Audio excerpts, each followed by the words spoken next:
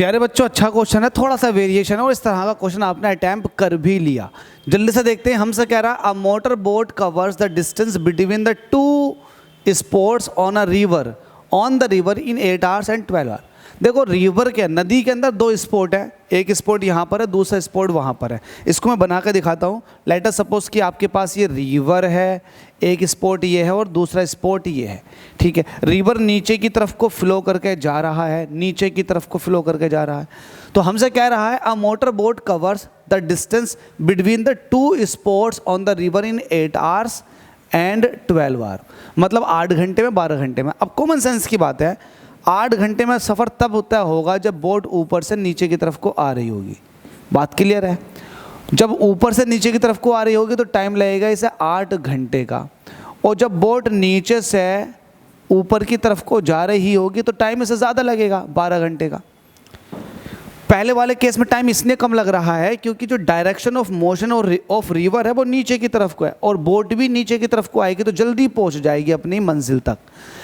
Let us suppose कि ये sport 1 है, ये स्पोर्ट 2 है, इनके बीच का जो गैप है वो है x किलोमीटर का, ये x मीटर का। ठीक है, यहाँ पर घंटे में दे रखी कहानी तो आप किलोमीटर ले लो, कोई दिक्कत नहीं है। ठीक है, ये वाली बात। हमसे क्या कह रहा है क्वेश्चन के अंदर, a motor boat covers the distance between the two sports on the river in 8 hours and 12 hour. Downstream में है 8 घंटे और अप स्ट्रीम में है 12 घंटे। यहाँ तक बात पूरी हो गई, सब कुछ बना दिया मैंने, अभी तक कुछ नया नहीं समझाया, सब कुछ बना दिया जो क्वेश्चन में दे रखा था। हमसे कह रहा find the time required by the boat to cover the distance in still water. Still water में बोट कितना टाइम ले लेगी इन दोनों स्पॉट को कवर करने में। तो स्टिल वाटर में आपको बोट की स्पीड का पता होना चाहिए ना, तो वो ही निकाल लो आप। पहले लिखो सॉल्यूशन और कहो late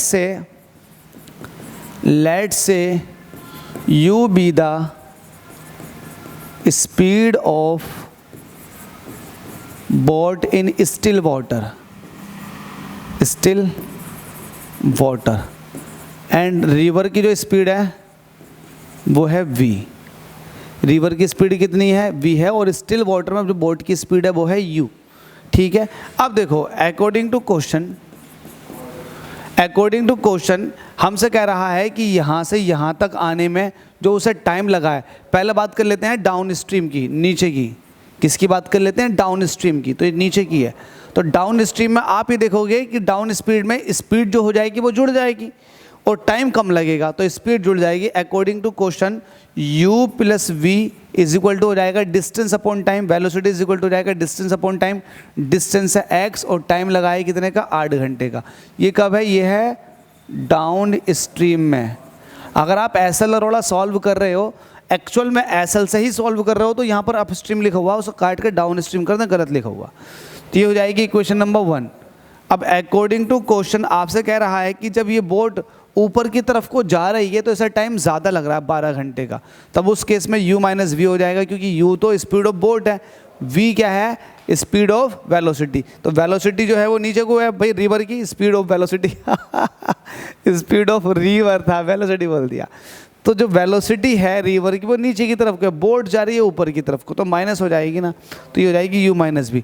distance, speed is equal to the distance upon time, क्योंकि यहाँ से आपने जब नीचे से ऊपर को जा रहे हो तो आपने स्पीड निकाल ली, ये आ गई, और ये हो जाएगा डिस्टेंस जो कि x है, और टाइम कितना लगा है जल्दी से बताओ? 12 घंटे का।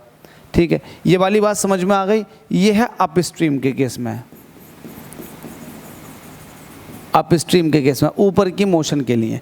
तो जब ऊपर को नाव जाएगी और नीचे रिवर की स्पीड आ रही है, तो इसकी स्पीड में से इसकी माइनस कर दोगे, इज इक्वल टू हो जाएगा डिस्टेंस अपॉन टाइम। अब इन दोनों को सॉल्व कर लो।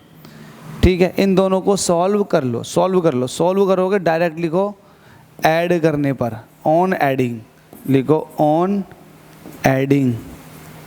जब आप ऐड करोगे इनको तो v से v कट जाएगा, ये हो जाएगा 2u, ये हो जाएगा x अपॉन 8 और ये हो जाएगा x अपॉन 12। तो x कॉमन ले लिया, 1/8 प्लस 1/12।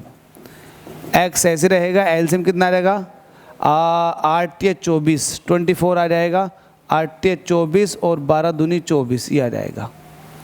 ठीक है भाई, तो ये हमारे पास 2u चल रहा है, 2u इज इक्वल टू हो जाएगा 5x डिवाइडेड बाई 24। ठीक है भाई, तो यहाँ से u निकालोगे आप, तो u इज इक्वल टू हो जाएगा 5x अपॉन 24 दूनी होते हैं 48, 48 ये आ जाएगा 5x। देखो कहीं गड़बड़ी तो नहीं हुई, बिल्कुल देख लो अच्छे से। तो 2u इज इक्वल टू हो जाएगा मेरे पास 5x अपॉन 24 और u इज इक्वल टू हो जाएगा 5x अपॉन 48। तो ये आ गए मेरे पास speed of boat in still water. ठीक है, यहाँ पर जो हमें टाइम दे रखा है ये घंटे में दे रखा, और डिस्टेंस जो आ जाएगी वो किलोमीटर में आ जाएगी, तो ये हो जाएगा किलोमीटर पर आवर। ठीक है, तो ये आ चुकी है u। आपसे पूछा क्या, आपसे ये पूछा है कि बोट जो है कितना टाइम ले लेगी इस डिस्टेंस को कवर करने के लिए। तो आप लेट सपोज कर लो, लेट से TR will be taken by boat to cover x distance। तो ये हो जाएगा स्पीड इज इक्वल टू, अब मैं सिर्फ बोट स्टिल वाटर में कितना टाइम ले लेगी वो निकाला हूँ। स्पीड इज इक्वल टू आ जाएगा डिस्टेंस अपॉन टाइम।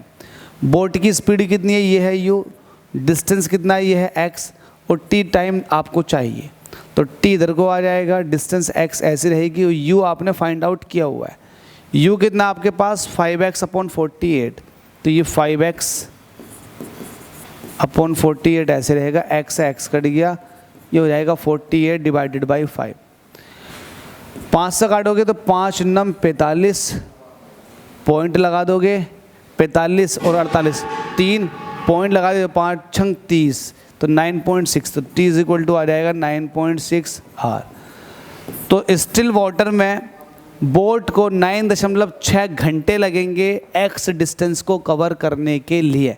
बस यही था क्वेश्चन, देखो यही था, और आपने इसको बड़े प्यार से आंसर भी कर दिया। होप सो समझ में आ गया होगा। डाउट है तो 3-4 बार वीडियो को देख लें, तब तक देखें जब तक आपका क्लियर ना हो जाए। Thank you so much.